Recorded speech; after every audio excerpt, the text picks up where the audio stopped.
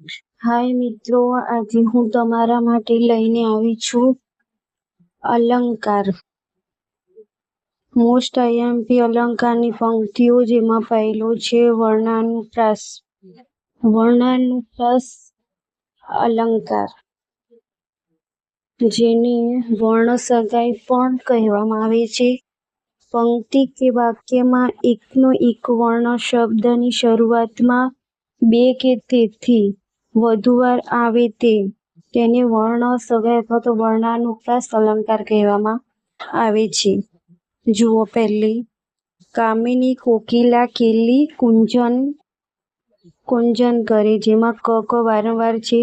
મીઠા મધુ ને મીઠા મેહુલા રે લોલ, જેમાં મ વારંવાર છે. એની દશા જોઈ મારું દિલ દયાથી દૂજે છે, જેમાં દ.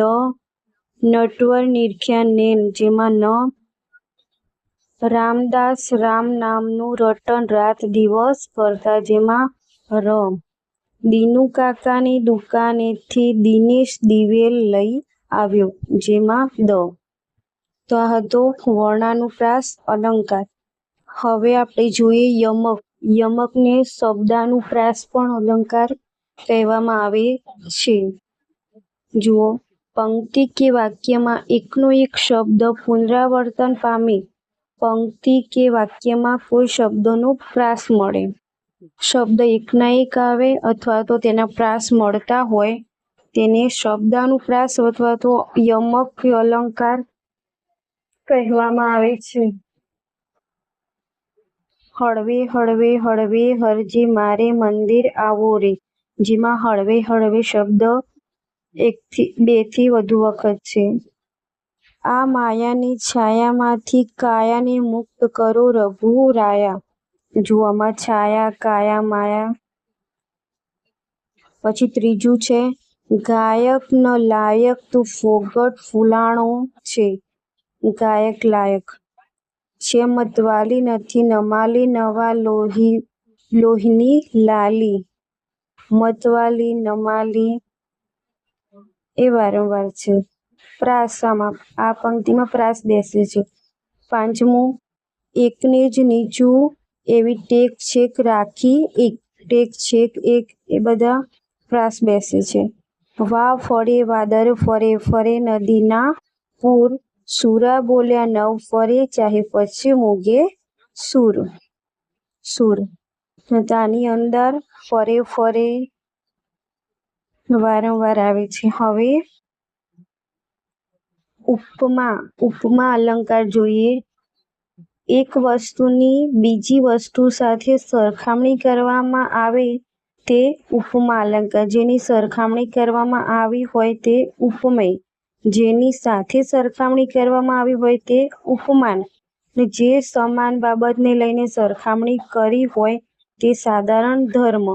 અને ઉપમાવાચક શબ્દો એટલે કે ઉપમા અલંકાર ઓળખવા માટેના શબ્દો તો જેવો, જેવી, જેવું, જેવા, સરખો, સરખી, સરખું, સરખા. સમોવડું, સમોવડ, સમોવડ, સમોવડી, સમોવડો. સમાણું, સમાણા, સમાણી. સમાણો, સરીખું, સરીખો, સરીખા, સરીખી. સમાન, માફક પેઠે. તુલ્ય, સા, સોસી. આવા શબ્દો દેખાય તો ઉપમા અલંકાર બને છે. જુઓ, ગીતાનું મુખ ચંદ્ર જેવું સુંદર છે. તો આની અંદર શબ્દ કયો છે તો જેવું. બળતા અંગાર સમી આંખો તેણે ફેરવી.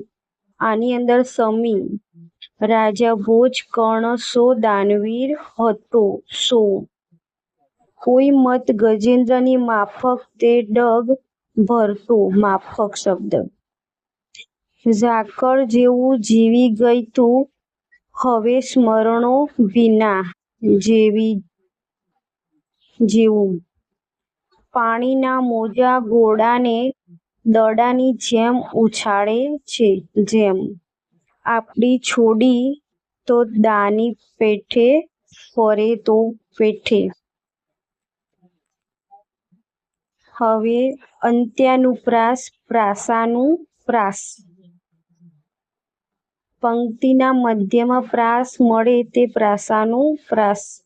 જુઓ પહેલું, હોય હોય તણા હણહણાટ છૂટે બાણ બહુ સણસણા. જુઓ પહેલી પંક્તિની અંદર છેલ્લે અને બીજી પંક્તિની અંદર પણ છેલ્લે સણસણા અને હણહણાટ એ પ્રાસ બેસે છે. એક મૂરખને એવી ટેવ, પથ્થર એટલા પૂજે દેવ. ટેવ અને દેવ. અંત્ય, અંત્ય એટલે છેલ્લે, પ્રાસાનુપ્રાસ. ત્રીજું જુઓ, પાને પાને પોઢી રાત, તળાવ જપ્યું કહેતા વાત. રાત અને વાત. મધુર શબ્દ વિહંગ બધા કરે, રસિકના હૃદયો રસથી ભરે. કરે અને ભરે. ઉનાળે આબ નીચે, શિયાળે તાપણા, ચોમાસે પાણીના ઠેર ઠેર ખામણા. તાપણા અને ખામણા શબ્દના પ્રાસ બેસે છે. પ્રાસ સાંકળી અથવા તો આંતરપ્રાસ. પહેલી પંક્તિનો અંતિમ શબ્દ અને બીજી પંક્તિનો પહેલો શબ્દ જ્યારે પ્રાસ બેસે છે ત્યારે પ્રાસ સાંકળી આંતરપ્રાસ અલંકાર બને છે. જુઓ તેના ઉદાહરણ. મહેતાજી નિશાળે આવ્યા, લાવ્યા પ્રસાદને કર્યા ઔછવ. જુઓ આવ્યા અને લાવ્યા ના પ્રાસ બેસે છે. હે જગદીશ શીશ નમાવું તુજને રે.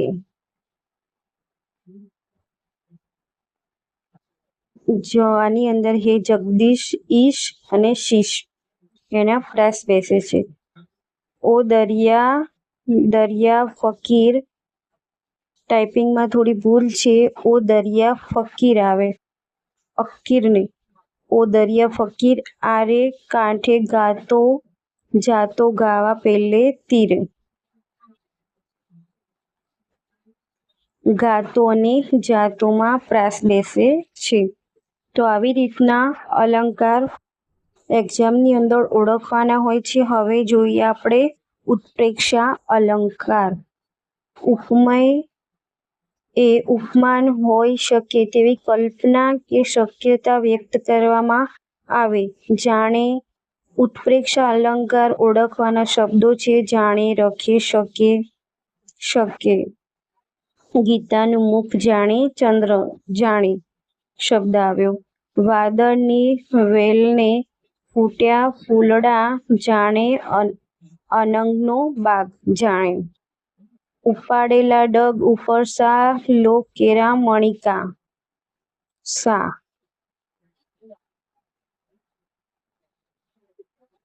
દેવોના ધામના જેવું હૈયું, જાણે હિમાલય. જાણે. હોડી જાણે આરબ ઘોડી. જાણે. ગમે તે પંથની હેરી, જાણે પવન પાવડી. જાણે.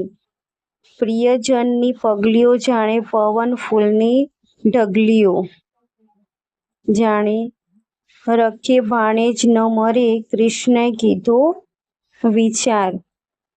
રખે. હવે રૂપક અલંકાર જોઈએ. ઉપમેય ને ઉપમાન બંને એક જ હોય કે એકરૂપ હોય ત્યારે રૂપક અલંકાર બને છે. એટલે કે ઉપમેય અને ઉપમાન એક જ છે એવું જ્યારે બતાવવામાં આવે છે ત્યારે રૂપક અલંકાર બને છે. ગીતાનું મુખ તે ચંદ્ર. બપોર એક મોટું શિકારી કૂતરું છે. બપોરને શિકારી કૂતરું કહી દીધું છે. અમે રે સુફુરુનું કુમળું, તમે અત્તર રંગીલા રસદાર. પ્રેમપદ પાવકની જ્વાલા, આ નભ ઝૂક્યું તે કાંજે ને ચાંદની તે રાધા રે.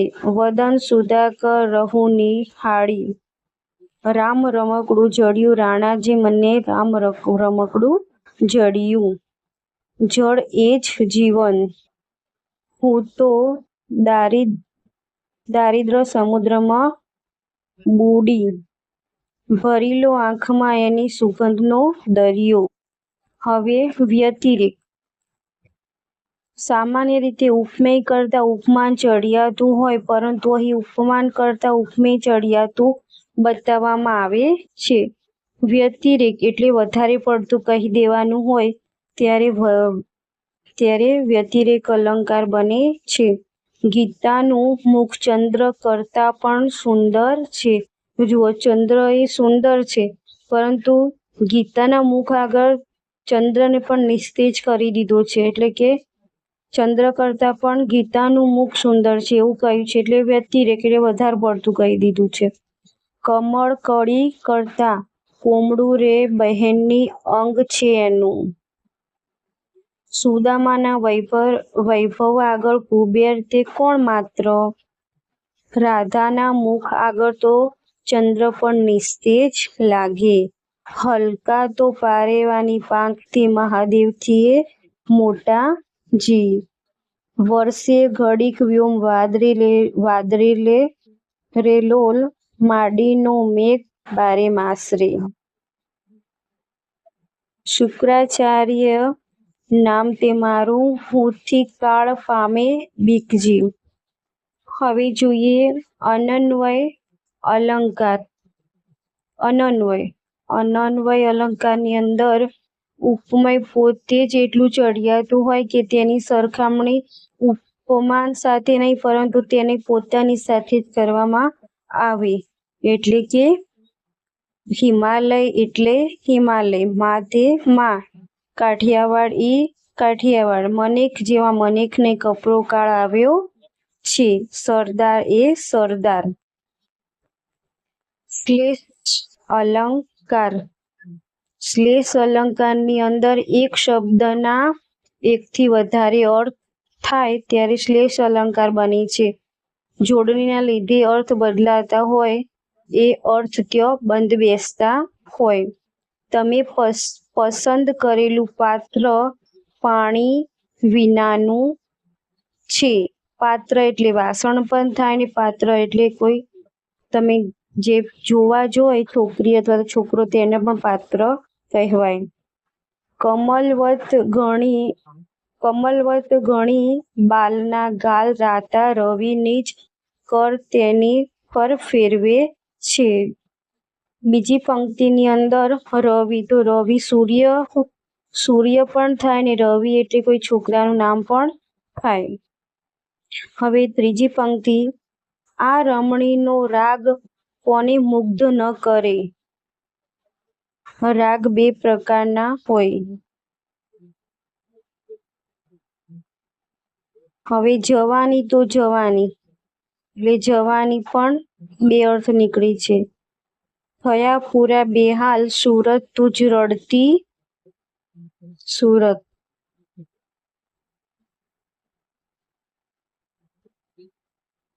સુરતના પણ બે અર્થ નીકળે છે. અઢળક ઢળિયો સામળિયો,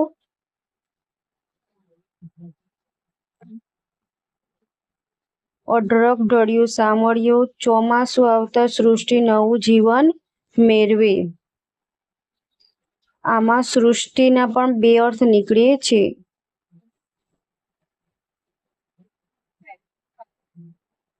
હવે જોઈએ વ્યાજસ્તુતિ અલંકાર. વ્યાજસ્તુતિ અલંકાર. વ્યાજસ્તુતિ અલંકારની અંદર વ્યાજ એટલે બહાનું, સ્તુતિ એટલે વખાણ, પ્રશંસા દ્વારા નિંદા અને નિંદા દ્વારા પ્રશંસા કરવામાં આવે.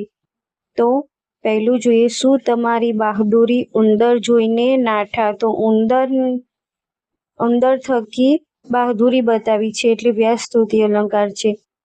સુહાસને છેલ્લેથી પહેલા આવવાનો શોખ છે. છેલ્લેથી પહેલો, એમાં પણ વ્યાજસ્તુતિ અલંકાર બને છે. વેવાઈનું રૂપ તો જુઓ રે બાઈ, કરદપ સરીખો લાજે રે. ચોરની સંગે તું ચોરતા શીખી હો વાસળડી. વાહલે માખણ ચોર્યું ને તે મન હો વાસળડી. ગાંધીજી અસત્ય અને હિંસાના કટ્ટર વેરી હતા. જાદવ તાળી દઈ હશે ધન્ય નગર આવો નર વસે, કીધા હશે વ્રત તપ અપાર, તે સ્ત્રી પામી હશે આ ભરથાર. આની અંદર પણ વ્યાસતુરી અલંકાર બને છે.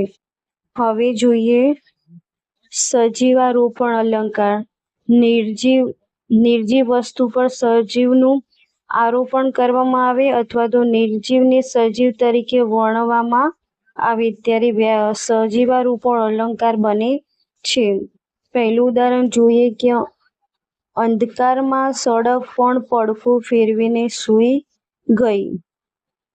તો સડક હોય તે પડખું ફેરવે નહીં, પણ અહીંયા સજીવનું નિર્જીવ ઉપર આરોપણ છે. જો બીજું જોઈએ ઘડિયાળના કાંટા ઉપર હાંફ્યા કરે સમય. તો ઘડિયાળના કાંટા કઈ હાંફે ના, પરંતુ અહીંયા સજીવારોપણ અલંકાર છે. ક્યારેક ચાંદનીની ચાદર ઓઢીને સૂતેલા ડુંગરાઓને જોતો.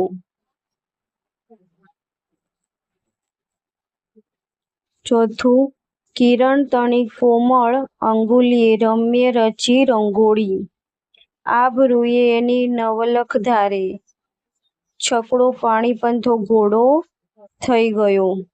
વૃક્ષો ઋતુની રાહ જોતા રહે છે. રાતે સીમામાં તડકાએ રાતવાસો કર્યો હોય. સંધ્યા રમે છે ક્ષિતિજે ઉમંગે, ઊનો અનિલ આ એકલો રે, ભરે ડૂસકા ધીરે. હવે અતિશયોક્તિ અલંકાર. વાસ્તવિકતાની હદ વટાવીને જ્યારે અશક્ય વસ્તુની રજૂઆત કરવામાં આવે અથવા ઉપમાન ઉપાયને ગળી જાય ત્યારે અતિશયોક્તિ અલંકાર બને છે. હોબો ભરીને અમે એટલું હસ્યા કે કૂવો ભરીને રોઈ પડ્યા. સીમમાં આગ વરસી રહી છે, ડુંગર ડોલ્યા ને સૂરજ થોભ્યા, અટકી ચંદ્રની ગાડી. નવલખ તારા સ્થિર થયા છે, જોની પુરાણ ઉગાડી. આ હતા અલંકાર. આવા જ જો વિડીયો જોઈતો હોય તો અમારી ચેનલ લાઈક, શેર અને સબસ્ક્રાઈબ કરજો. Thank you.